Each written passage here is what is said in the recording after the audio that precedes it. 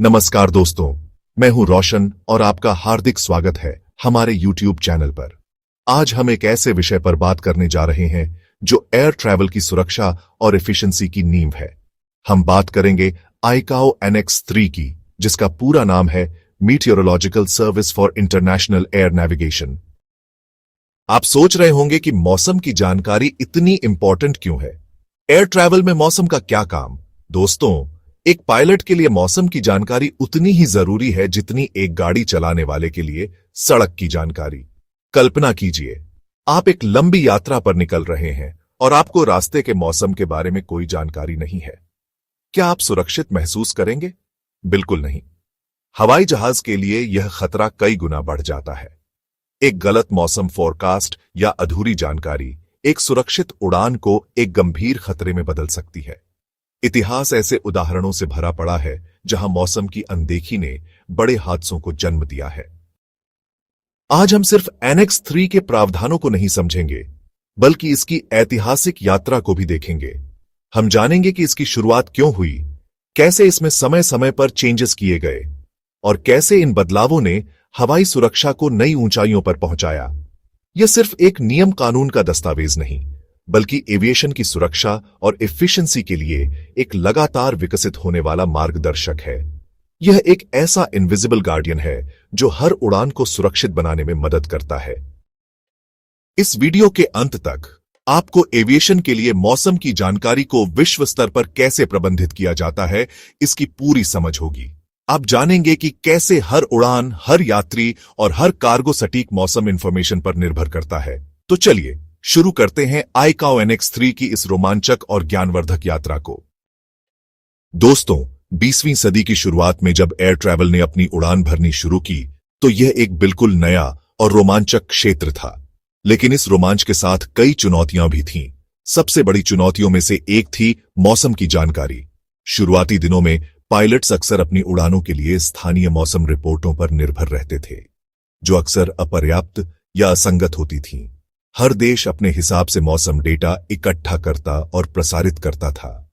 कल्पना कीजिए, एक पायलट जो पेरिस से लंदन जा रहा है, उसे हर बार नए वेदर कोड्स, रिपोर्टिंग फॉर्मेट्स और डिसेमिनेशन मेथड्स को समझना पड़ता था। यह न केवल असुविधाजनक था, बल्कि बेहद खतरनाक भी। एक उदाहरण के तौर पर 1920 और 30 के दशक में ट्रांसअटलांटिक फ्लाइट्स एक बड़ी चुनौती थीं। इन उड़ानों के लिए सटीक और समय पर मौसम की जानकारी क्रूशल थी, लेकिन उस समय कोई इंटरनेशनल स्टैंडर्ड नहीं था। पायलटों को अक्सर समुद्र के ऊपर अप्रत्याशित तूफानों और खराब मौसम का सामना करना पड़ता था, जिससे कई दुर्घटनाएं हुईं। इन शुरुआती अनुभवों ने यह स्पष्ट कर दिया कि इंटरनेशनल एविएशन के लिए एक यूनिफाइड मीटियोरोलॉजिकल सिस्टम की सख्त जरूरत है। इसी समस्या को हल करने के लिए 1944 में Chicago convention on international civil aviation हुआ। यह एक ऐतिहासिक पल था जिसने इंटरनेशनल सिविल एविएशन के भविष्य की नींव रखी। इस कन्वेंशन ने international civil aviation organisation ICAO की स्थापना की और एयर ट्रैवल को सुरक्षित और व्यवस्थित बनाने के लिए कई एनेक्सेस की नींव रखी। इन एनेक्सेस का उद्देश्य ग्लोबल एविएशन के लिए standards and recommended practices SARPs स्थापित करना था। 1948 the first step meteorological codes ICAO NX3 का पहला संस्करण 16 अप्रैल 1948 को अपनाया गया था। तब इसका टाइटल था मीटियोरोलॉजिकल कोड्स। इसका मुख्य उद्देश्य था मीटियोरोलॉजिकल इंफॉर्मेशन के ट्रांसमिशन के लिए एक यूनिफॉर्म सिस्टम स्थापित करना, यानी दुनिया भर के मौसम स्टेशनों से आने वाली जानकारी को एक ही भाषा और कोड में बदलना, ताकि पायलट और एयर ट्रैफिक कंट्रोलर उसे आसानी से समझ सकें। यह एक क्रांतिकारी कदम था। इससे पहले मौसम की जानकारी अक्सर स्थानीय भाषाओं और अलग अलग फॉर्मेट्स में होती थी। इस स्टैंडर्डाइजेशन ने अंतरराष्ट्रीय उड़ानों के लिए एक साझा समझ विकसित की, जिससे सुरक्षा और एफिशिएंसी में भारी सुधार हुआ। यह सिर्फ एक टेक्निकल चेंजेस नहीं था, बल्कि वैश्विक सहयोग की दिशा में एक बड़ा कदम था। अब एक पायलट जो न्यूयॉर्क से टोक्यो जा रहा है, वह रास्ते में मिलने वाली मौसम की जानकारी को उसी फॉर्मेट में समझेगा, चाहे वह जानकारी किसी भी देश से आ रही हो। यह एक ग्लोबल लैंग्वेज थी जो आसमान में सभी को जोड़ती थी। 1955 A broader vision, Meteorological Service for International Air Navigation। समय के साथ एविएशन इंडस्ट्री तेजी से विकसित हुई। विमानों ने लंबी दूरी की उड़ानें भरना शुरू कर दिया और मौसम की जानकारी की आवश्यकता सिर्फ कोड्स तक सीमित नहीं रही। 1 अप्रैल 1955 को एनेक्स 3 के टाइटल को बदलकर meteorological service for international air navigation कर दिया गया। यह चेंजेस सिर्फ नाम का नहीं था, बल्कि यह दर्शाता था कि एनेक्स 3 का दायरा अब सिर्फ कोड्स तक सीमित नहीं, बल्कि अंतरराष्ट्रीय एयर नेविगेशन के लिए पूरी मीटियोरोलॉजिकल सर्विस को कवर करता है। इसमें मीटियोरोलॉजिकल ऑर्गेनाइजेशन, ऑब्जर्वेशंस, रिपोर्ट्स, फोरकास्ट्स और वार्निंग्स के लिए standards and recommended practices (SRPs) शामिल किए गए। यह एक इंपॉर्टेंट मोड़ था। इसने यह सुनिश्चित किया कि मौसम की जानकारी सिर्फ उपलब्ध न हो, बल्कि वह सटीक, समय पर और उपयोगी भी हो। यह एविएशन सुरक्षा के लिए एक मजबूत नींव थी, जिस पर आज की आधुनिक एयर ट्रैवल टिकी हुई है। यह सिर्फ डेटा के बारे में नहीं था, बल्कि यह सुनिश्चित करने के बारे में था कि वह डेटा सही लोगों तक सही समय पर पहुंचे और वे उसे सही ढंग से इंटरप्रेट कर सकें। अब बात करते हैं कि यह सारी मौसम की जानकारी आती कहां से है। यह है मीटियोरोलॉजिकल ऑब्जर्वेशंस का खेल। यह वो डेटा है जो हमें बताता है कि आसमान में क्या चल रहा है। आईकाओ एनेक्स 3 इन ऑब्जर्वेशंस के लिए विस्तृत स्टैंडर्ड्स निर्धारित करता है, ताकि दुनिया भर से कलेक्ट किया गया डेटा कंसिस्टेंट और रिलायबल हो। 3.1 सरफेस ऑब्जर्वेशंस। इमेजिन कीजिए एक बिजी एयरपोर्ट जहां हर कुछ मिनट में एक विमान उतरता या उड़ान भरता है। यहां पर automatic weather observing systems (AWOS) और ह्यूमन ऑब्जर्वर्स लगातार मौसम को मॉनिटर कर रहे होते हैं। ये सिस्टम्स और लोग क्या देखते हैं? वे कई की मीटियोरोलॉजिकल एलिमेंट्स को मेजर करते हैं, जो उड़ान सुरक्षा और एफिशिएंसी के लिए क्रिटिकल हैं। विंड, हवा, विंड डायरेक्शन और स्पीड। यह रनवे सिलेक्शन और take off and landing performance के लिए क्रूशल है। एक स्ट्रॉन्ग क्रॉसविंड लैंडिंग को बेहद चुनौतीपूर्ण बना सकता है, जबकि हेडविंड टेक ऑफ डिस्टेंस को कम करता है। Annex 3 specifies how wind should be measured, for example at 10 meters above ground, and reported, for example, in degrees true and knots. Visibility, दृश्यता। यह बताता है कि पायलट कितनी दूर तक देख सकता है। लो विजिबिलिटी कंडीशंस जैसे फॉग या हैवी रेन टेक ऑफ और लैंडिंग को असंभव बना सकती है। रनवे विजुअल रेंज (RVR) एक इंपॉर्टेंट मेट्रिक है जो रनवे पर एक निश्चित बिंदु से पायलट द्वारा देखी जा सकने वाली दूरी को दर्शाता है।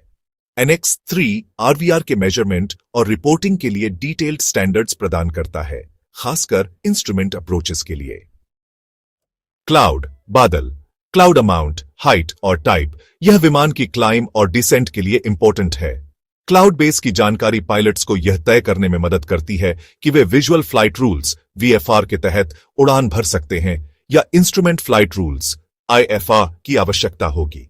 Annex 3 specifies how cloud cover is reported, for example, FU, SCT, BKN, OVC, and cloud types, for example, cumulonimbus, CB, towering cumulus, TCU, that indicate hazardous weather.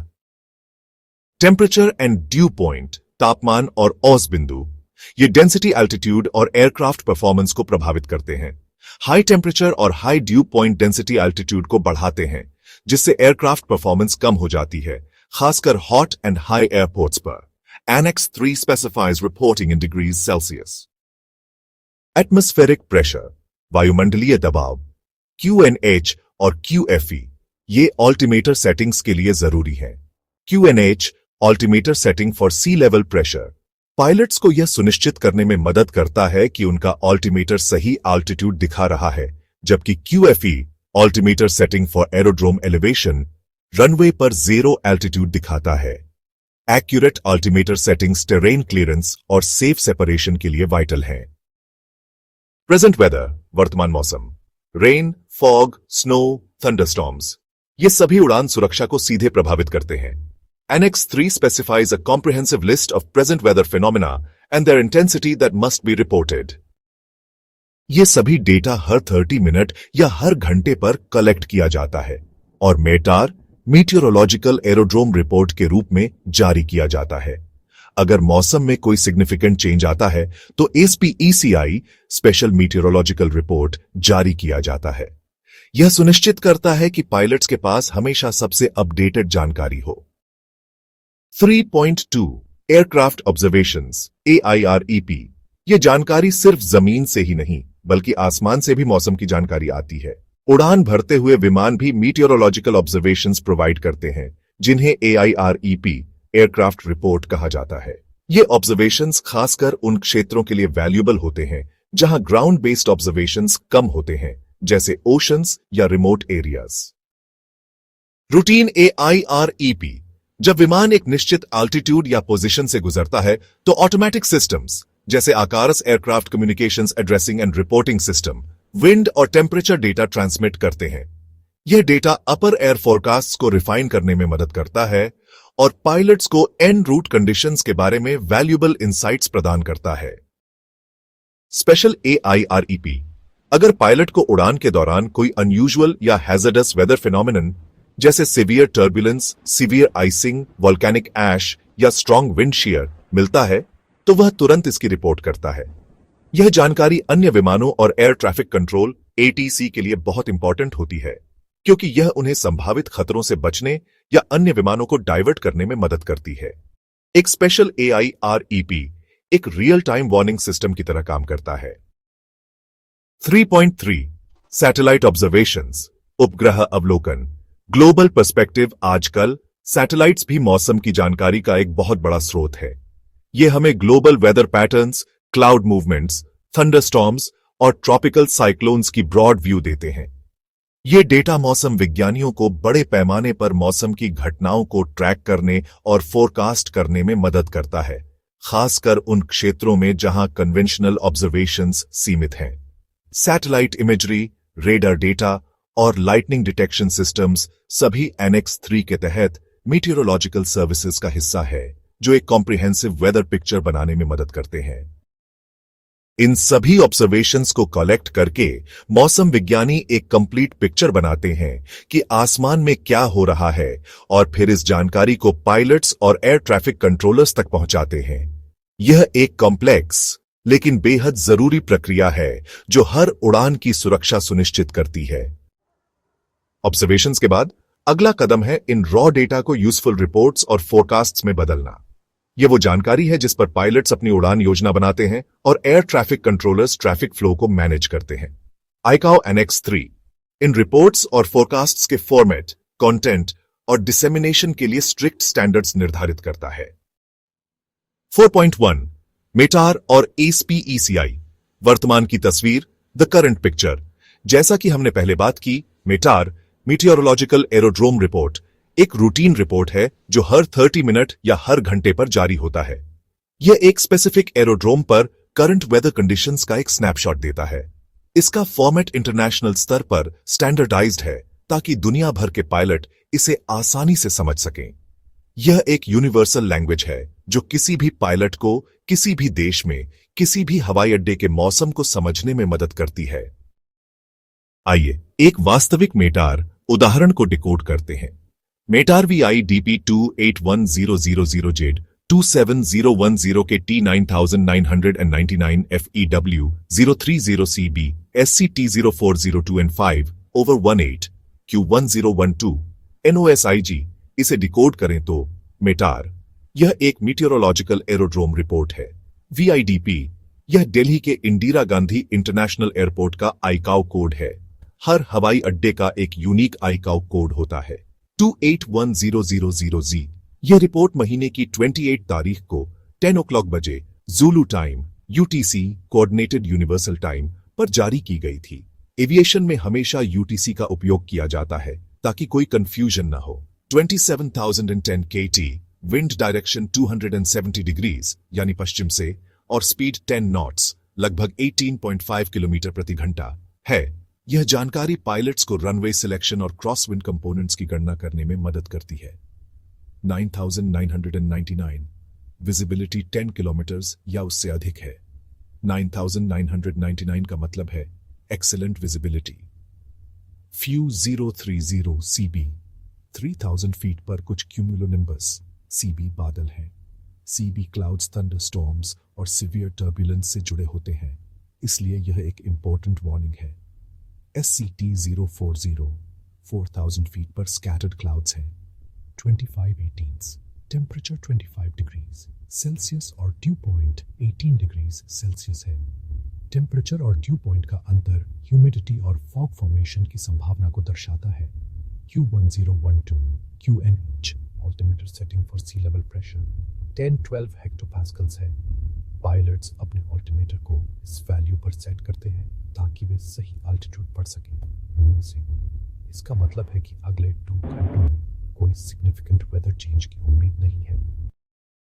SPECI special meteorological report तब जारी होता है जब मौसम में कोई significant change आता है जो प्रीडिफाइंड क्राइटेरिया को पूरा करता है, जैसे विजिबिलिटी में अचानक कमी, क्लाउड बेस में गिरावट या थंडरस्टॉर्म की शुरुआत।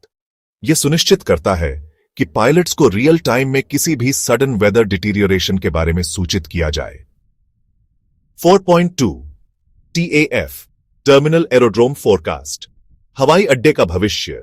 TAF टर्मिनल एरोड्रोम फोरकास्ट एक एरोड्रोम के लिए एक कंसाइज स्टेटमेंट है जो एक स्पेसिफिक पीरियड, आमतौर पर 9 से 30 घंटे के लिए एक्सपेक्टेड मीटियोरोलॉजिकल कंडीशंस का फोरकास्ट देता है। यह पायलट्स को अपनी उड़ान योजना बनाने में मदद करता है, खासकर टेक ऑफ और लैंडिंग के लिए। TAF पायलट्स को यह तय करने में मदद करता है कि क्या उन्हें ऑल्टरनेट एरोड्रोम की आवश्यकता होगी या वे अपनी डेस्टिनेशन पर सुरक्षित रूप से उतर पाएंगे। आइए एक TAF का उदाहरण देखते हैं। TAF VI DP280900Z 281 and 2 halves 912240008K T9999F EW025P ROB30T EMPO 281 and 8 halves 8214000 ACE RABK N015 इसका मतलब है TAFVIDP दिल्ली के लिए टर्मिनल एरोड्रोम फोरकास्ट 280900Z 28 तारीख को 9 o'clock बजे ज़ुलू टाइम पर जारी किया गया।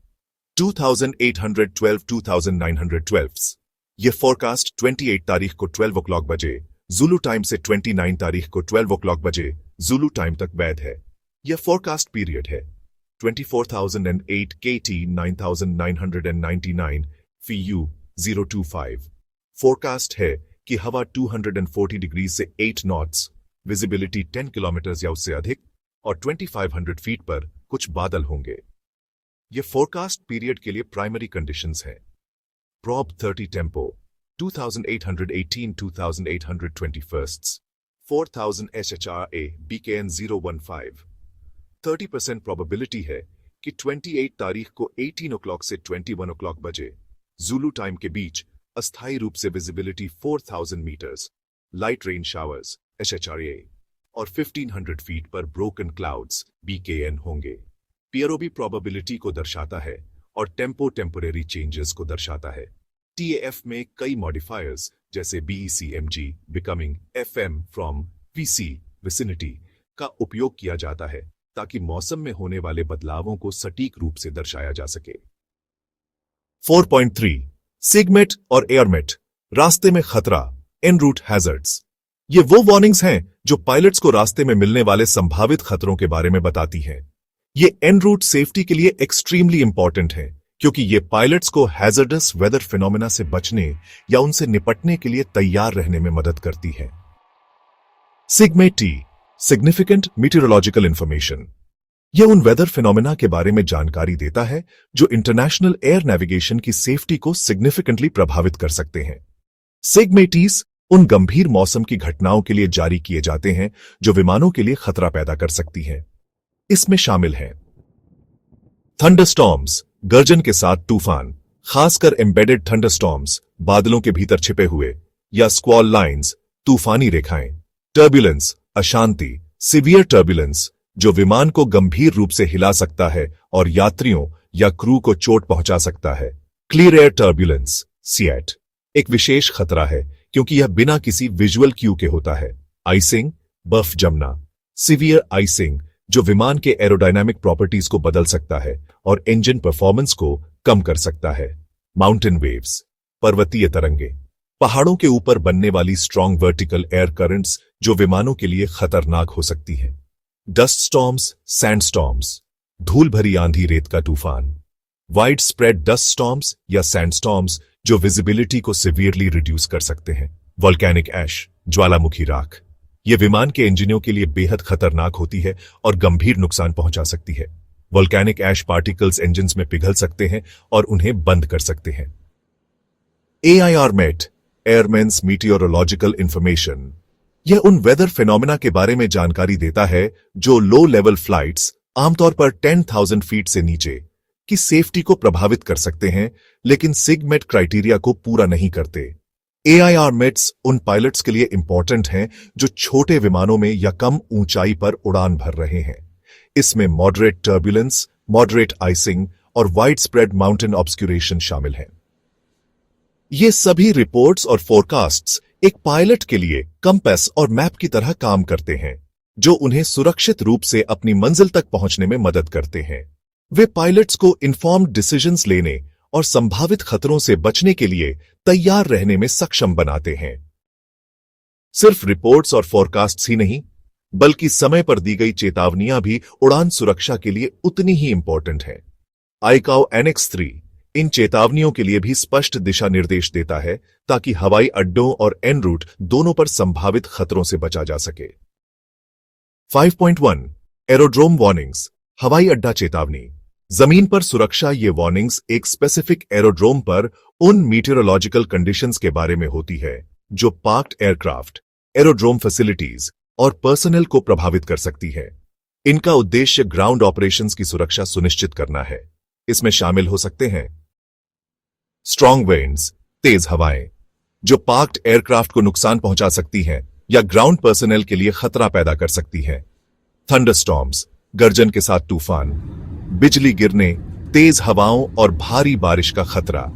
हेल, ओले जो विमानों और हवाई अड्डे के बुनियादी ढांचे को नुकसान पहुंचा सकते हैं। स्नो, बर्फ, भारी बर्फबारी जो रनवे ऑपरेशंस को बाधित कर सकती है। फ्रीजिंग रेन, जमा देने वाली बारिश जो सरफेसेस पर बर्फ की परत बना सकती है जिससे फिसलन और खतरा बढ़ जाता है। सैंडस्टॉर्म्स, डस्ट स्टॉर्म्स, रेत धूल भरी आंधी जो विजिबिलिटी को सिवियरली रिड्यूस कर सकती है और इंजन्स को नुकसान पहुंचा सकती है।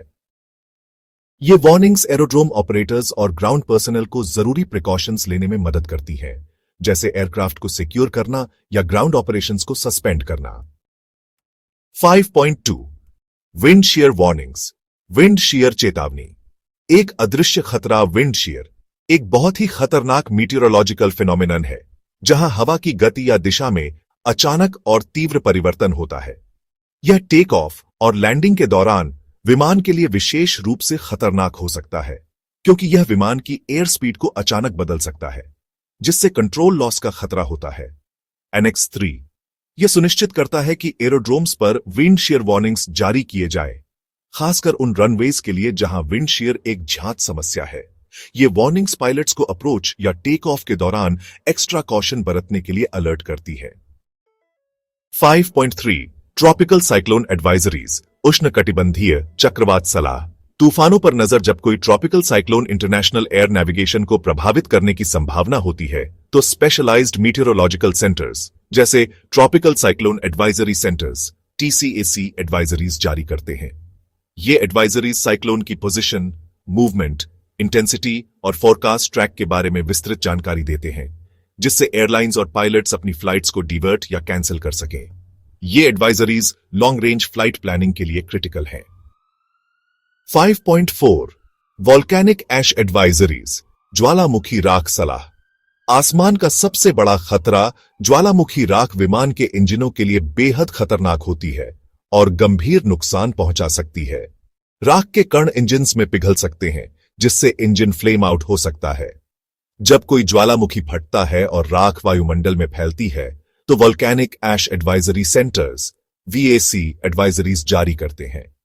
ये एडवाइजरीज राख के बादल की पोजीशन, एक्सटेंट, मूवमेंट और फोरकास्ट के बारे में जानकारी देते हैं, जिससे विमानों को सुरक्षित मार्गों पर डाइवर्ट किया जा सके। 2010 में एइजाफ्यालाजुकुल ज्वालामुखी के फटने से यूरोप के हवाई क्षेत्र में बड़े पैमाने पर व्यवधान आया था। जिसने वॉल्केनिक ऐश एडवाइजरीज के महत्व को और उजागर किया। ये सभी चेतावनियां और सलाह एक सुरक्षा जाल की तरह काम करती हैं, जो विमानों को संभावित खतरों से बचाती हैं और यह सुनिश्चित करती हैं कि हर उड़ान सुरक्षित रहे। वे पायलट्स और एयर ट्रैफिक कंट्रोलर्स को रियल टाइम में क्रिटिकल इंफॉर्मेशन प्रदान करके प्रोएक्टिव डिसीजंस लेने में सक्षम बनाते हैं। जानकारी को कलेक्ट करना और उसे प्रोसेस करना ही काफी नहीं है, उसे सही समय पर सही लोगों तक पहुंचाना भी उतना ही इंपॉर्टेंट है। आईकाओ एनएक्स 3 इस डिसेमिनेशन प्रक्रिया के लिए भी सख्त नियम बनाता है, ताकि यह सुनिश्चित हो सके कि मीटियोरोलॉजिकल इंफॉर्मेशन सभी रेलेवेंट यूजर्स तक कुशलता से पहुंचे। 6.1 Meteorological Watch Offices MWOs and Aerodrome Meteorological Offices AMOs। सूचना के केंद्र Meteorological Watch Offices MWOs हर फ्लाइट इंफॉर्मेशन रीजन FIR या कंट्रोल एरिया CTA के लिए एक मीटियोरोलॉजिकल वॉच ऑफिस MWO होता है।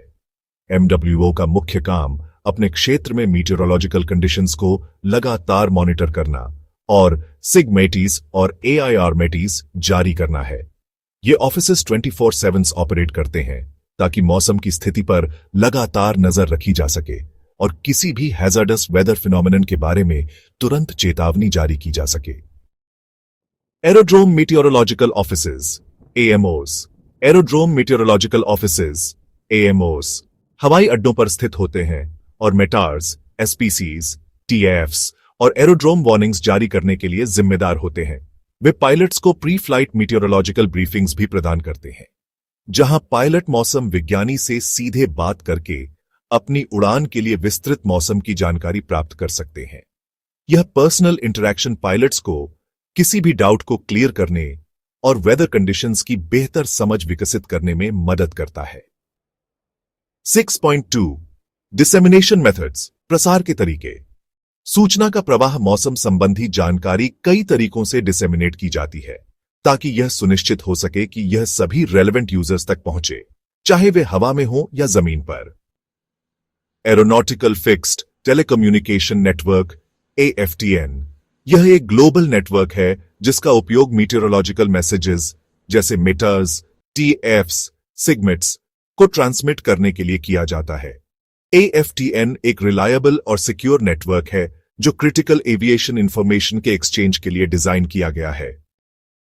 Internet and world wide web टोडेकल अधिकांश जानकारी इंटरनेट के माध्यम से भी उपलब्ध होती है, जिससे पायलट्स और एयरलाइंस इसे आसानी से एक्सेस कर सकें।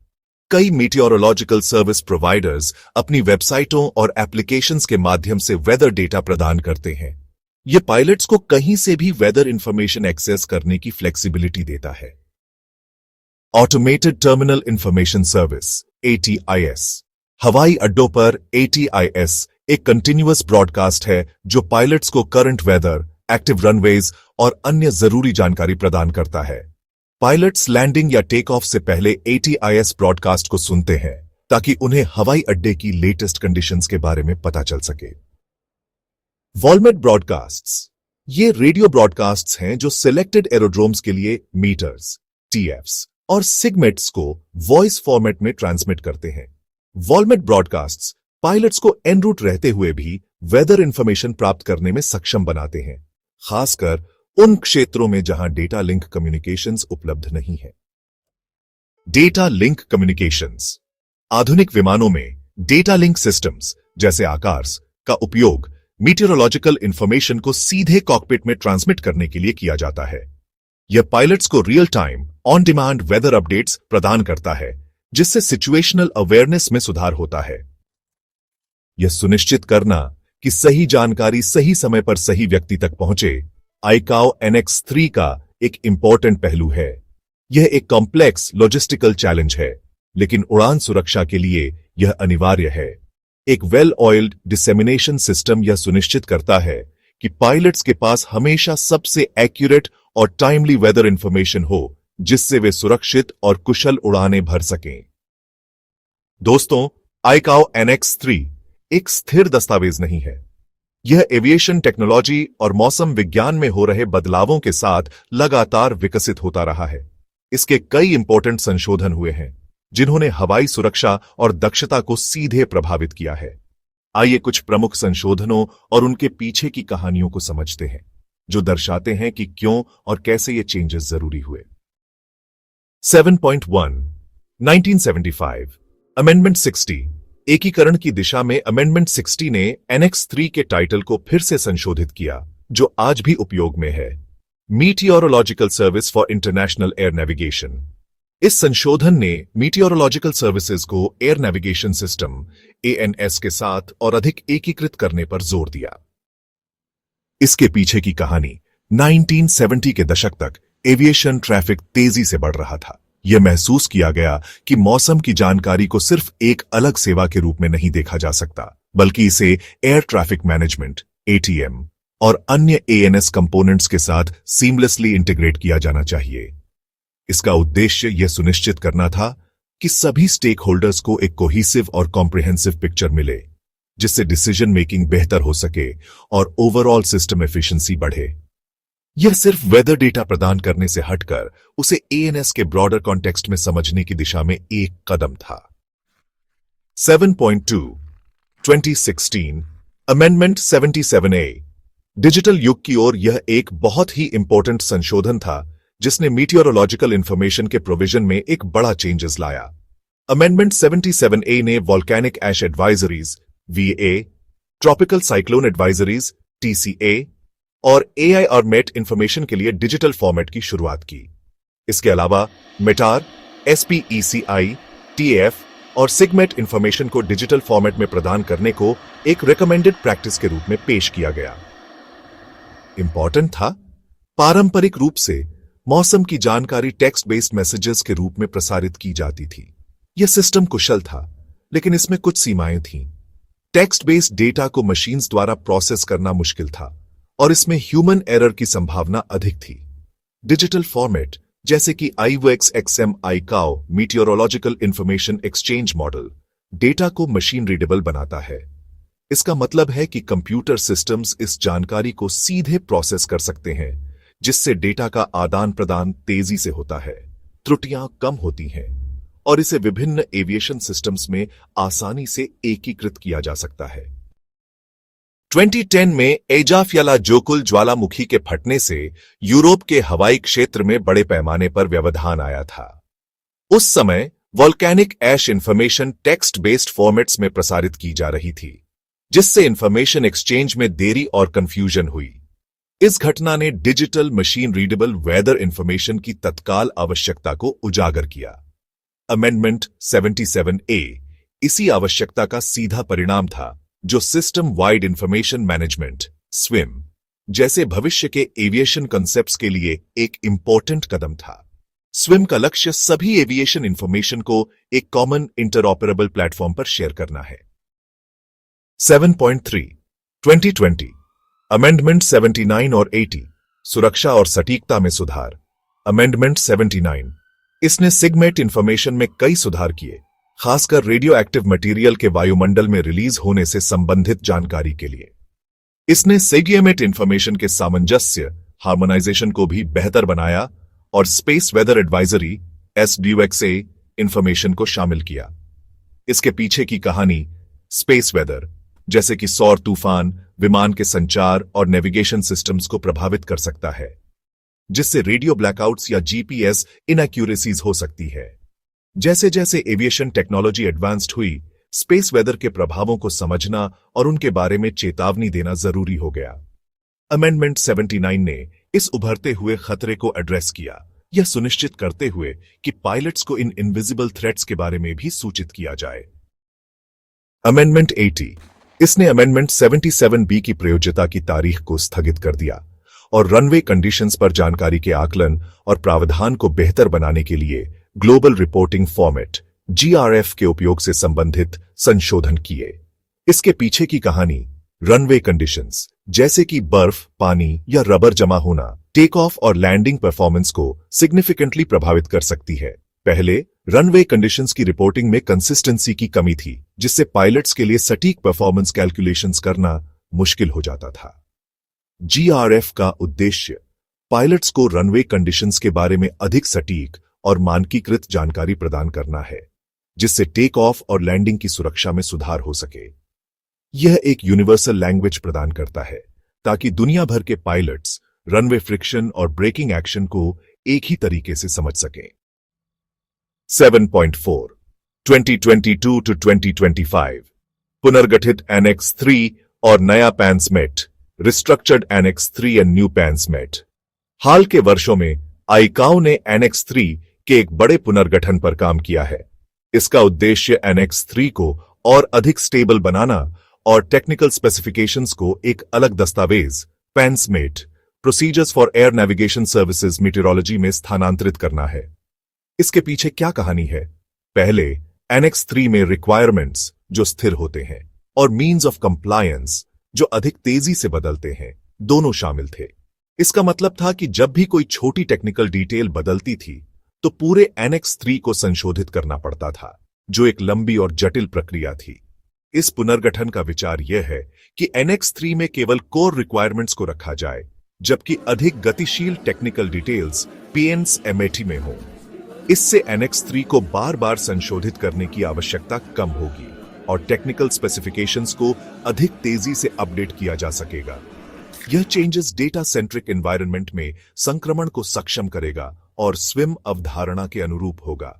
यह मीटियोरोलॉजिकल अथॉरिटी और मीटियोरोलॉजिकल सर्विस प्रोवाइडर की भूमिकाओं और जिम्मेदारियों को भी स्पष्ट करेगा। यह सुनिश्चित करेगा कि एविएशन इंडस्ट्री को हमेशा सबसे अद्यतन और सटीक मौसम की जानकारी मिलती रहे, बिना किसी ब्यूरोक्रेटिक डिले के। यह एक एजाइल अप्रोच है जो एविएशन की तेजी से बदलती नीडों को पूरा करने के लिए डिजाइन किया गया है। दोस्तों, जैसे जैसे एविएशन टेक्नोलॉजी आगे बढ़ रही है, वैसे वैसे मीटियोरोलॉजिकल सर्विसेज भी इवॉल्व हो रहे हैं। आईकाओ एनेक्स 3 भी समय के साथ अडेप्ट होता रहता है ताकि यह सुनिश्चित हो सके कि एविएशन इंडस्ट्री को हमेशा सबसे सटीक और टाइमली मौसम की जानकारी मिलती रहे। भविष्य में हम कई रोमांचक डेवलपमेंट्स देखने वाले हैं जो हवाई यात्रा को और भी सुरक्षित और कुशल बनाएंगे। 8.1 swim system wide information management एक एकीकृत पारिस्थितिकी तंत्र आईकाओ का global air navigation plan GANP एक लॉन्ग टर्म विजन है जो एयर नेविगेशन सिस्टम ANS को मॉडर्नाइज करने पर केंद्रित है।